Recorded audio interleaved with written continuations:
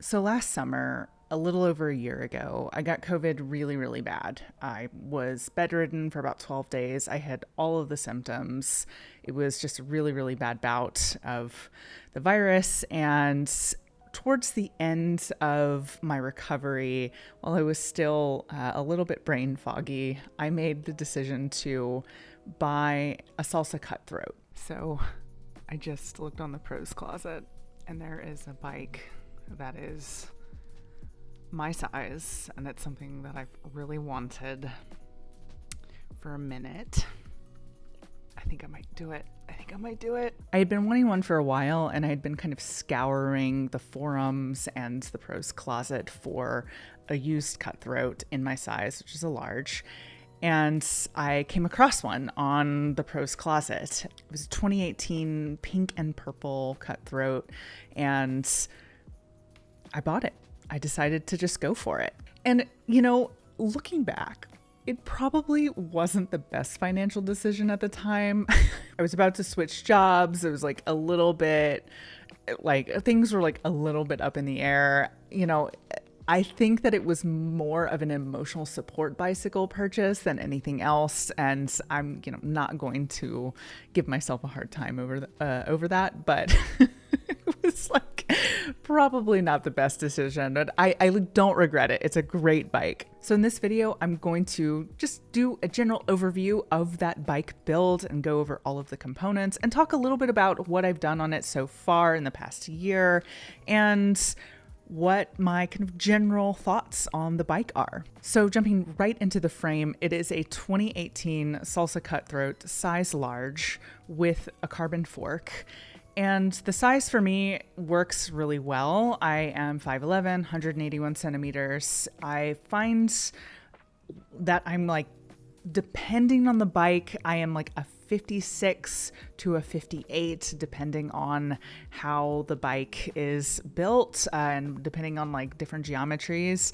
But for the Salsa Cutthroat, I talked to a bunch of people who are around my height who ride a whole lot more than me, and they suggested that I get the large. So I'm really glad I did. It fits me like a glove. I think the only thing that I might change at some point is the handlebar stem. It may be a couple centimeters shorter, but for the most part, I find this size super comfortable for me. So from the front to the back, the handlebars are Envy, not sure how to pronounce that, but Envy gravel carbon handlebars with some Physic bar wrap. The bar wrap is kind of sticky. I don't hate it. I don't love it. I'm probably going to change it at some point, but I just haven't done that yet. The shifters are SRAM Force, and I also am running SRAM Force hydraulic brakes. The handlebar stem is a Bontrager handlebar stem, and as I mentioned earlier, at some point I might get a slightly shorter stem, like a centimeter or two, but for the most part this fits really well. But that's a super easy fix that I can play around with stems from the bike shop. The handlebar stem is topped off with a Whiskey Company head tube cap. For the drivetrain, I am running a Truvativ Descendant crankset with an Origin 8 36 tooth chainring. I've got some Shimano clipless pedals on there, and the derailleur is SRAM Rival. This is a 1x group set, and it is 1x11. I'm a big fan of the 1x11. I find that this gear ratio for this particular bike is really nice for bike packing, and it's really nice for just having a loaded bike or really, really hilly terrain. For the saddle, I am running a Specialized Myth. This is the saddle that came with it. It's a women's specific saddle. I like it enough. On my other two bikes, I run a Specialized Mimic, which is also made for people who are assigned female at birth, for people who have wider hips. And I like the Mimic a little bit better. At some point, I'll take the plunge and buy another one. They're just expensive. They're $140 a piece, and I just don't want to spend the money. And when this saddle is, it's just fine. It just needs to be a little bit wider because I'm just a big guy. In terms of the wheel set and tires, for the wheel set, I'm running a race face turbine rim with Pirelli Scorpion tires that are 29 by 2.2 inches. I really like these tires. They're super fast rolling in the gravel and on the roads. They don't make a ton of noise like a lot of gravel tires do on the road. So I feel really pleased with both the tires themselves and the tread and the size. They're not too bulky. They're not too skinny. They're great for kind of all around any kind of terrain you throw at it tires. Since I bought this bike used from the Pro's Closet, I haven't actually made many changes at all, or actually maybe any changes at all to the components on the bike. I find the setup as it is just really nice. If I do change anything at some point, I will change the things that I already mentioned, which are the handlebar tape, the handlebar stem, and the saddle. Those are kind of things that are like really personal preference. Just want to dial it into exactly how I know I like to ride. I might try out some different 29er tires at some point, but these for the time being are working really well for me. So my general thoughts about the Cutthroat are really similar to everybody else's thoughts about the Cutthroat, which are, it's a great fucking bike. It's a great bike. It is a super reliable all-rounder. I can take it on single track. I can take it for long rides, on bike packing, on gravel.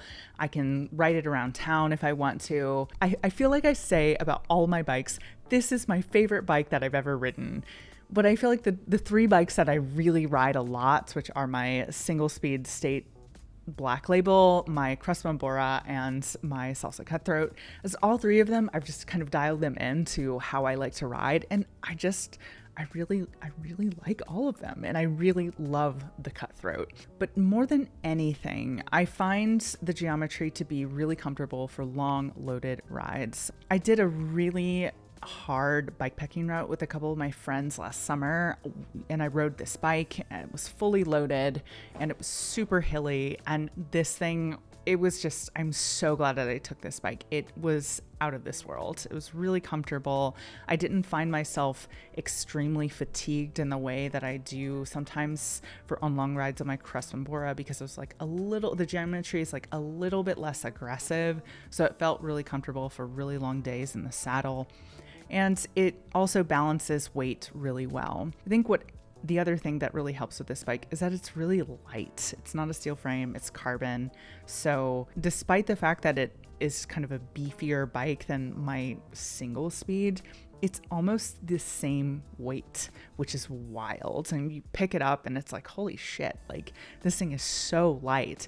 My single speed is about 17, 18 pounds, and the Cutthroat feels honestly right around that. I haven't weighed it. I haven't put it on a scale because I don't have a bike scale, but they feel really similar in weight. And it's sort of like shocking when you like pick both of them up. It's like, whoa, interesting. So yeah, that's the build of the Salsa Cutthroat. Let me know what you think of this build in the comments below, or if you have a Cutthroat and like what you have different. I'd love to know what you guys think of this build. All right, y'all. Well, that is the end of the video. If you like this content and you would like to see more, please hit the subscribe button. Help me get to 10,000 followers this year, and I will see you guys next week.